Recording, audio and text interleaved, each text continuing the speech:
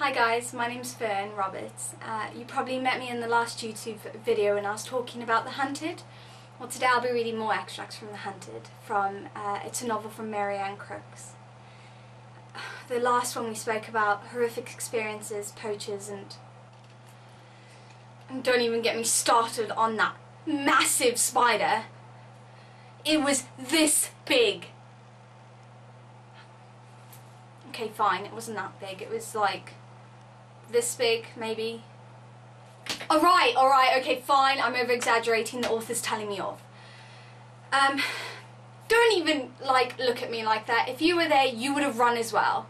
And don't try to be macho, guys, because you would have run faster than me. I'm getting all agitated. It's fine, Will. I'll do some extracts from The Hunted now. Don't even judge me. I'll be reading some extracts from The Hunted, and we'll have 3 short stories in it as well. Mr. Roberts had to duck down to avoid knocking into the stalactites. He flashed the torch around. There was an eerie golden glow in the chamber with the pool. Ben was awestruck by its beauty. The water was clear and had a smooth mirror-like image. He could see the reflection of the stalactites in the pond. The pool chamber was magical, and caused Mr. Roberts to catch his breath in wonder. He sat down and just stared. The break was good for him, as he was absolutely exhausted. Once again, he fell into a deep sleep. Time had slipped away at an alarming rate. He was shocked to see that it was 11 p.m. Facing the end of his second day in the tunnels, he sipped the last of his water and found the stick of biltong he had put into his pocket. Sucking on the meat, he tried to renew his strength. He didn't want to drink from the pool, as the water was stagnant, and therefore he wasn't sure if it was safe. Ben acknowledged that once again it would take mind over matter to get the energy to move on. Realizing he could either go back to the junction or to climb into the water and follow it, he decided to plunge in. Not quite plunge, he thought as he climbed in slowly. It was ice cold. Wading to the end of the pool, he found the water was waist deep. This is not fun. Stop shaking, he instructed his body. Noticing that the wall jutted out, he saw a narrow exit ahead of him. Tripping, he fell backwards as he entered the outlet. The floor had suddenly disappeared from below him. He was taken with the heavy flow down a steep descent. Ben realized that his water slide was actually a waterfall. Water flooded into his nose and mouth, and he came up spluttering as the floor levelled out. He once more waded into the waist-deep water. The exertion was causing his ankle, arm and head to throb painfully. He was also shivering uncontrollably, and didn't think things could get much worse. This feels like a grave, he said loudly to himself, hearing his voice reverberate, confirming his thought. An icy hand of fear clutched his heart. This is my second extract from the book The Hunted. 4 men set out to find my father and sequel. Only 3 find the entrance to the cave. Hey guys, you're not going to believe it. I found it. It's amazingly well hidden. It's narrow, but I think we can get in. I'm just worried about you, Tony. I hope you don't get stuck. It would be best if you came in last. Thanks a lot. Are you planning to leave me wedged in the passageway?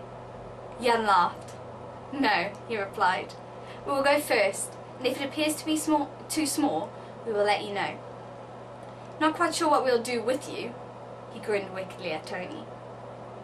They then scrambled into the tunnel, Tony coming up last. It was tough going, particularly when they had to flatten themselves on their stomachs. The huge man grunted and groaned as he tried to squash his enormous frame into the confined space of the passage. At one stage he thought he was stuck, but after much squirming he managed to force his body through. When he finally emerged into the cave, he was gasping for breath. The dank, thin air, plus all the pushing, had taken its toll. He frantically reached for his asthma pump and inhaled deeply. "You okay?" Isaac said. I'm just going to leave it at there, leave you wanting more again, like I did the last time. I'm sorry, but you'll just have to buy the book, won't you? I'm going to read the next extract now. The column was uneven in width, and therefore for any ordinary man would have been difficult to climb. Moses, however, scrambled up the column, gripping on tightly with his arms and knees. Halfway to the top he stopped as he felt a faint wisp of air stroking his cheek. Pausing, he held on firmly and took a look around. Leaning forward, he spotted a hole in the wall. He stretched his left arm frontward and gripped onto a slight ledge on the side of the opening. Letting his body drop, he clutched tightly with his left hand and swung his right arm up, managing to pull his body up and scramble inside, with the aid of his legs. He rested in the enclosed space on his hands and knees. The opening did not enable him to stand. Moses felt his senses going into overdrive. A creepy sensation drifted over his skin, and for the first time ever in his life, he felt a faint sliver of fear. He felt as if the walls were alive with some unknown entity. His ancestors had never roamed deep within these caves. His legends from other tribes had been passed down about unknown creatures buried deep within the earth. He shivered as he sensed tiny living things moving around him. When he had gathered enough strength and courage, he continued on his journey, trying to ignore the icy fingers of fear stroking his body. Well, that's it, and I'm going to leave you to watch the next YouTube video. Thank you for listening.